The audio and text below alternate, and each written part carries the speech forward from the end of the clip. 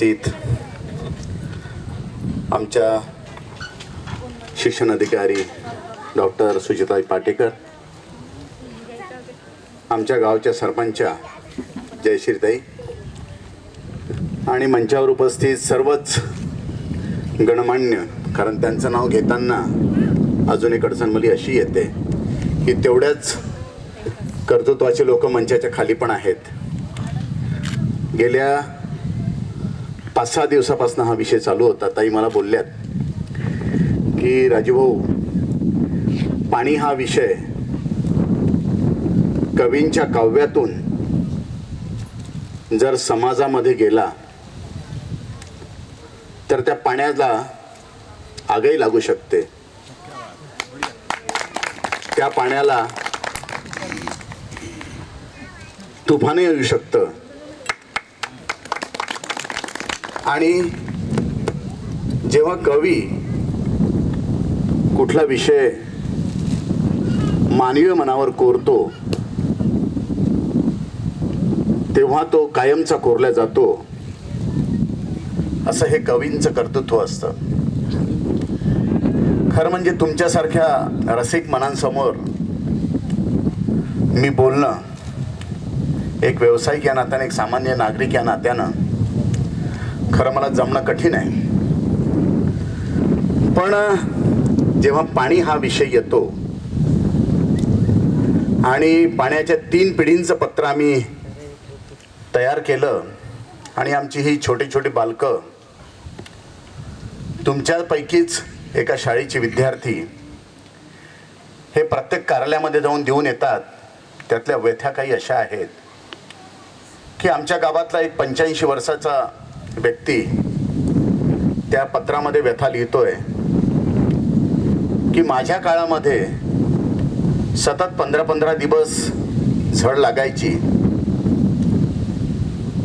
गावामधलं पाणी इतकं शुद्ध असायचं की आम्ही सरळ त्याला तोंड लावून पिता येत होतं.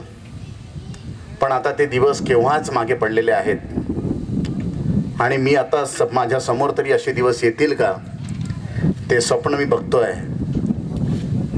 एका 45 वर्षाच्या मध्यमवर्गीयाची व्यथा अशीच आहे. तो सांगतो की आमच्या गावामध्ये माझे आई वडील सांगत होते की खूप पाणी यायचं, सगळीकडे जंगल होतं, सुंदर निसर्ग होता.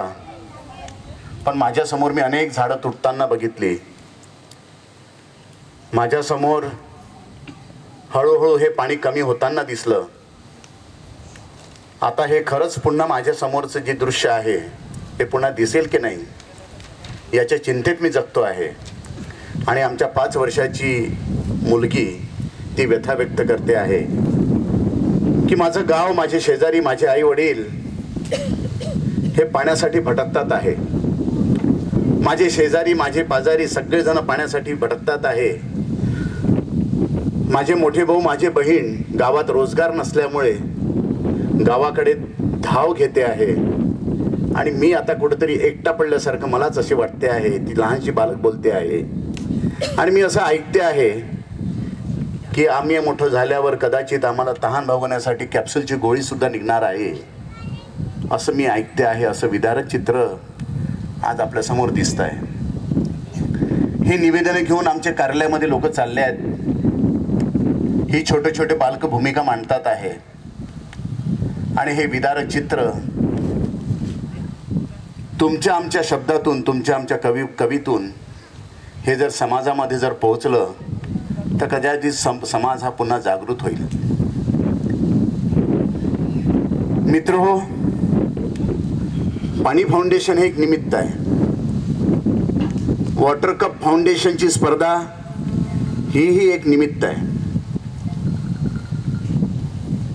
गावागावातली लोक ही फक्त एका शेतीच्या पिकाच्या त्या काळामध्ये, म्हणजे फक्त खरीपाच्या पिकाच्या शेतीमुळे फक्त 3 महिने रोजगार घेऊ शकतात. आता इथलं रब्बी हळूहळू नष्ट व्हायला लागलं. पाण्याच्या शॉर्टेजमुळं उन्हाळी नष्ट व्हायला लागलं आणि अख्ख्या लोकांची धाव शहराकडे व्हायला लागली. मग शहरामध्ये कुठेतरी झोपडीमध्ये, कुठेतरी गटाराच्या बाजूला, कुठेतरी कचऱ्याच्या ढिगाच्या बाजूला कशी तरी व्यवस्था करून राहण्याचा तो प्रयत्न करतोय. शहरावरही भार यायला लागलेला आहे, खेडं ही भकास व्हायला लागलेली आहे. पण आपण अशा दुनियेमध्ये जगतो आहोत की आपण आपले ज्याला आपण म्हणू शोक आनंद आपल्यातच मग्न आहोत. आमच्या आनंदात आम्हीच मग्न आहोत. मला माझ्या नाता भावाची चिंता आहे, माझ्या शेजाऱ्यांची चिंता आहे, आणि मी मात्र स्वार्थी होऊन जे सगळ्यांशी घडेल ते मी मलाही घडेल म्हणून कुठल्याही कामामध्ये कॉन्ट्रीब्युशन करण्याची प्रवृत्तीपासून दूर गेलेलो आहोत. पण वॉटर कप फाउंडेशन याच्यातून एक नवीन आशेचा किरण उभा राहिलेला आहे. गावातली भांडणं मिटतात आहेत. गावातल्या स्त्री पुरुष लहान पोरांपासून सगळ्यांच्या वयोमर्यादा एकत्र येतात आहे. आणि तुम्हाला आश्चर्याचं सांगतो, अशा प्रकारचं वॉटर कन्झर्वेशन जलसंधारणाचं काम 10-15 वर्ष आधीही सरकारच्या माध्यमातून राबवलं गेलं. ते इथंच नाही तर संपूर्ण देशामध्ये राबवलं गेलं. पण या देशाचं दुःख आहे, जेव्हा कुठली कामं शासकीय यंत्रणेतून राबवली जातात तेव्हा 1000 रुपयाचा खर्च होतो आणि फक्त 10 रुपयाचा त्याचा विनियोग होतो. हे अनेक लोकांनी कबूलही केलेलं आहे. वॉटर कप फाउंडेशन आणि या स्पर्धेतून एक मात्र नक्की झालेलं आहे. कदाचित तुम्ही काही लोक उशिरा आले असेल. मिलिंदजी बोलले मला की जी लोक लवकर आली त्यांना मी सांगितलं की सर्वांची दाद घ्यावी, त्यांच्या डोळ्यातही पाणी आणावं, त्यांची हृदयही ओली करावी. सगळेजण म्हणतात की जिथे रवी पोहोचत नाही तिथे कवी पोहोचतो. या ब्रह्मांडामधलं पाणी गायब झालेलं आहे आणि या ब्रह्मांडामधलं पाणी आणण्याचीही क्षमता आणि ते आलेलं पाणी आपापल्या शिवारात समवण्याची किंवा जिरवण्याची किमया आपण कराल. या कवी संमेलनाच्या माध्यमातून यासाठी विशेष पुढाकार घेण्याच्या माझ्या मनात आलं आणि सुचेताताईंना मी संमती दिली. आपण खूप मनं भिजवावी, मनं तापवावी आणि मनं पेटवावी. फक्त मला एकच अपेक्षित आहे की व्हॉट्सअप ग्रुपमध्ये आता प्रत्येकाची कुठेतरी 10-15 लोकांनी कुठेतरी श्रमदान 6 दिवस केलं अशी फोटो जर दिसली तर खरी या कवी संमेलनाचं कुठेतरी फलित दिसेल. एवढंच बोलून मी माझे 2 शब्द संपवतो.